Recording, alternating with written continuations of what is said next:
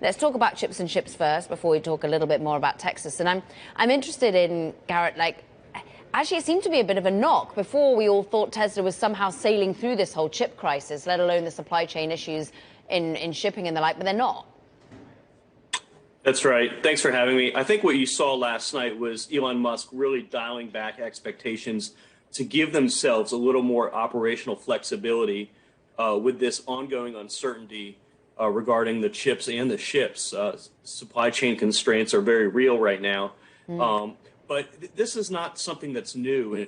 Tesla has done an incredible job navigating those headwinds over the last few months and in recent quarters. So, Intel came out in July and they said that the chip shortage would probably persist for another 1 to 2 years. So I think at that point, a lot of investors really woke up to the realization that this was not a near-term problem. In fact, it was going to persist well into 2022 and perhaps 2023.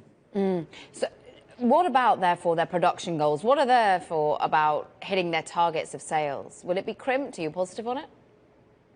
So I think why the stock was down today, a little over 1%, is that Elon Musk sort of quietly dialed back the expectations as far as first production of the Cybertruck as well as the semi-truck. He's now saying first production of the Cybertruck by the end of next year and then the semi-truck in 2023. So he's kind of pushed out that timeline by a quarter or two relative to what he was saying before. So I think that's why the stock was a bit weaker today.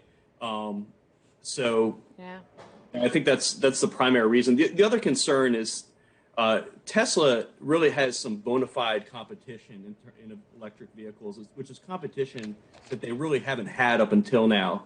Lucid will have first deliveries of their Lucid Air vehicle later this month. Now, that's a vehicle with a 520-mile EPA-rated range. That's more than 100 miles higher than the highest-rated range on a Tesla vehicle. So I think you're having some competition that's starting to show up, and the traditional automakers have really increased their investments recently in electric vehicles. Yeah, exactly. Some of those undercutting in terms of prices coming from GM at $30,000 to take on the likes of Tesla's price point.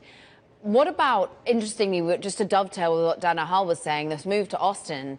I've heard reporting and some takes, some analysis that they're going to Texas to help the Cybertruck, to help to sort of be at one with the more mainstream American and sell to them. Is that really a take?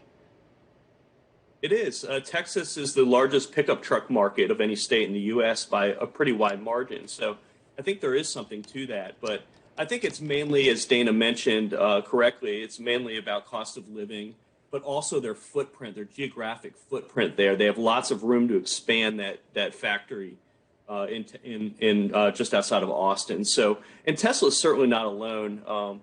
Oracle and Hewlett-Packard recently left the Bay Area for Texas. So, this is a broader trend recently that we're seeing.